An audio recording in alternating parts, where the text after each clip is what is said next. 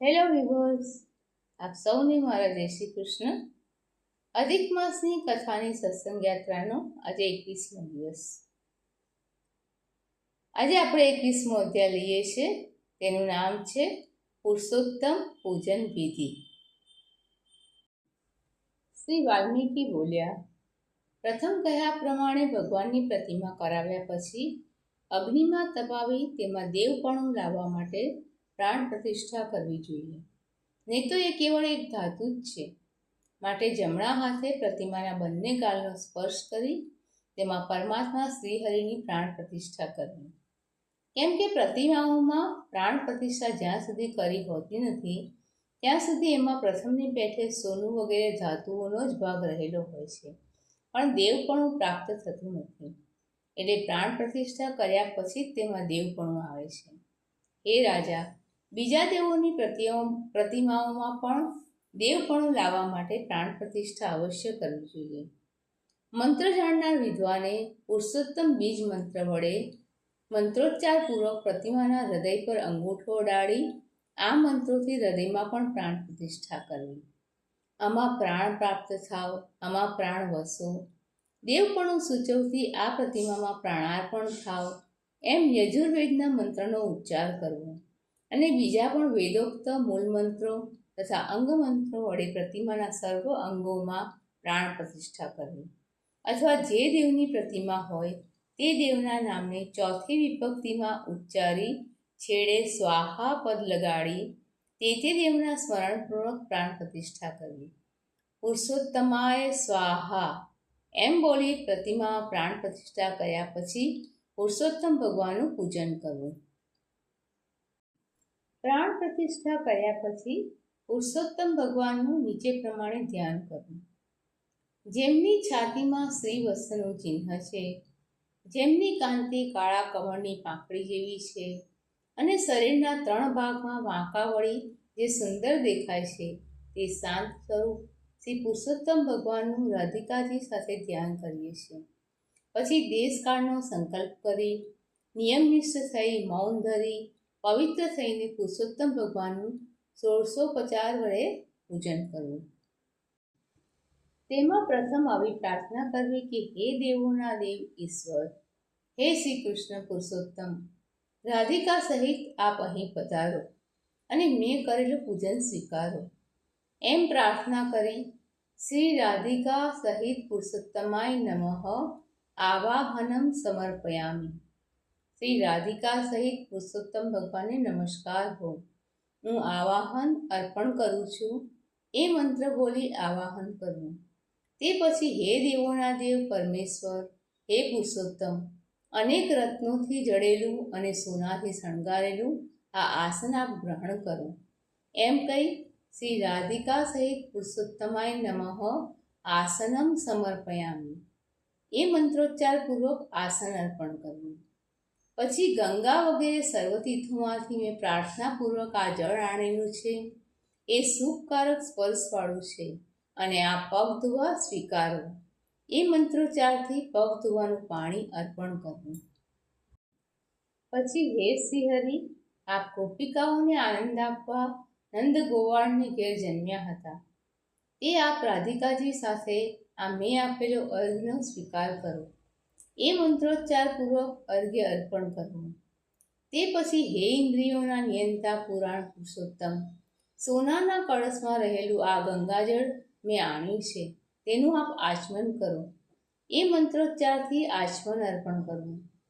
પછી સર્વનું ધારણ તથા પોષણ કરનારા આપનું પૂજન કરવાથી મારા કાર્યની સિદ્ધિ થાઓ. હે શ્રીહરિ, રાધિકાજી સાથે આપ મેં આણેલા પંચામૃતથી સ્નાન કરો. એ મંત્રથી સ્નાન સમર્પણ કરવું. પછી હે રાધિકાજીને આનંદ આપનારા ગાયનું દૂધ, દહીં, ઘી, મધ તથા સાકર, આ 5 પંચામૃત દ્રવ્યોનો આપ સ્વીકાર કરવો. એ મંત્રથી પંચામૃત સ્નાન કરાવવું. તે પછી હે નાથ, યોગના નિયંતા, આપ દેવ ગોવર્ધનને ધારણ કરનારા તથા યજ્ઞના સ્વામી છો, આપ ગોવિંદને વારંવાર નમસ્કાર હો. હે શ્રી કૃષ્ણ, હે નંદરાયના પુત્ર, ગંગાજળ જેવું શીતળ આ નદી તીર્થનું જળ હું આપને સ્નાન કરવા આપું છું, તેનો આપ સ્વીકાર કરો. એમ કહી ફરી શુદ્ધ જળથી સ્નાન કરાવું. તે પછી હે દેવોમાં ઉત્તમ દેવ, સર્વ કામનાઓ તથા પુરુષાર્થોની સિદ્ધિ માટે આ પિતાંબરનો જોટો હું આપને ભક્તિપૂર્વક અર્પણ કરું છું, તેને આપ ગ્રહણ કરો. એમ કહી વસ્ત્ર આપવું અને આચમન કરાવવું.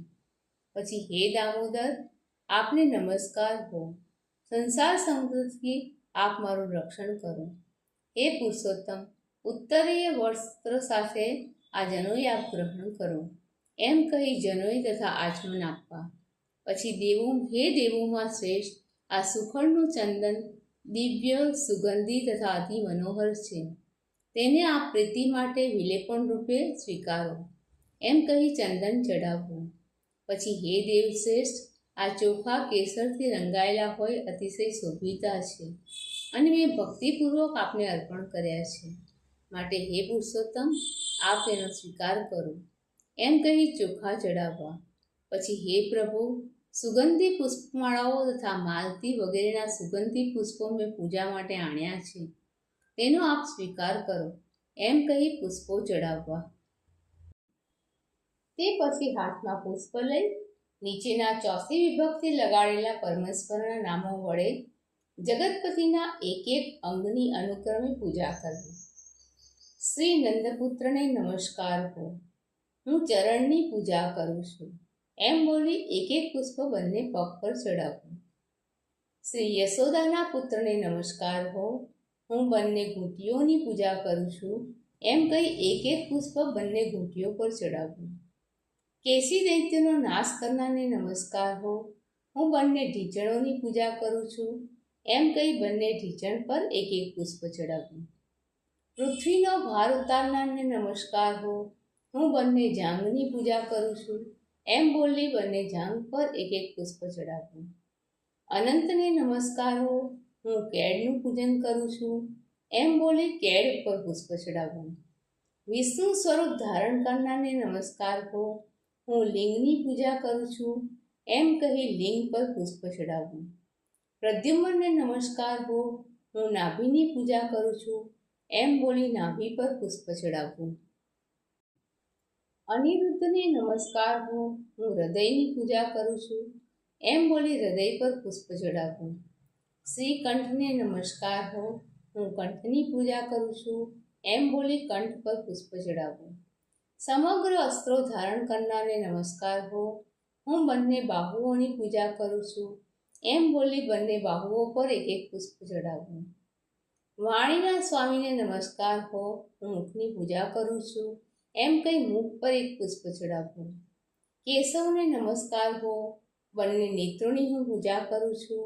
એમ બોલી નેત્રો પર એક એક પુષ્પ ચડાવવું. સર્વના આત્માને નમસ્કાર હો. હું મસ્તકની પૂજા કરું છું. એમ બોલી મસ્તક પર પુષ્પ ચડાવવું. વિશ્વરૂપ પરમાત્માને નમસ્કાર હો. હું સર્વ અંગોની પૂજા કરું છું. એમ બોલી સર્વ અંગોની પૂજા કરવી. તે પછી કેશવાય નમઃ ઇત્યાદિ ચોથી વિભક્તિ લગાડેલા 24 નામ મંત્રો વડે એક એક પુષ્પ લઈને પ્રત્યેક અંગોની પૂજા કરી પુરુષોત્તમનું પૂજન કરવું. વનસ્પતિના રસરૂપ દિવ્ય સુગંધી યુક્ત અને સર્વદેવોને સૂંઘવા યોગ્ય આ ઉત્તમ ધૂપનો આપ સ્વીકાર કરો. એ મંત્રથી ધૂપ અર્પણ કરવું. પછી આપ સર્વદેવોના જ્યોતિ છો, તેજનું પણ ઉત્તમ તેજ છો અને આત્મજ્યોતિ છો, છતાં આપના તેજરૂપ આ દીપકનો આપ સ્વીકાર કરો. એ મંત્રથી દીપ દર્શન કરાવવું. પછી હે દેવ, આ નૈવેદ્ય ગ્રહણ કરો અને મારી ભક્તિને અચળ કરો. મને ઈચ્છિત વરદાન તથા પરલોકમાં શ્રેષ્ઠ ગતિ આપો. એ મંત્રથી નૈવેદ્ય નિવેદન કરવું. વચ્ચે પીવાનું જળ ધરવું. તેમજ જમ્યા પછી પીવાનું જળ અર્પણ કરવું.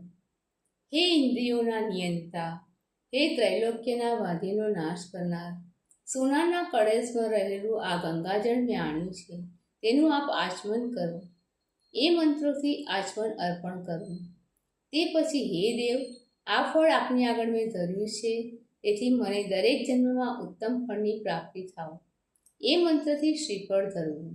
અને પછી હે દેવ, હે પરમેશ્વર, કપૂરથી યુક્ત તથા કસ્તુરી આદિથી સુવાસિત કરેલું આ સુગંધી દ્રવ્ય હાથે ચોડવાને આપ ગ્રહણ કરો.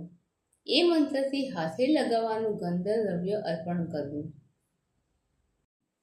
હે દેવ, સોપારી તથા કપૂરથી યુક્ત આ મનોહર નાગરવેલનું પાન ભક્તિથી મેં આપને અર્પ્યું છે, તેનો આપ સ્વીકાર કરો.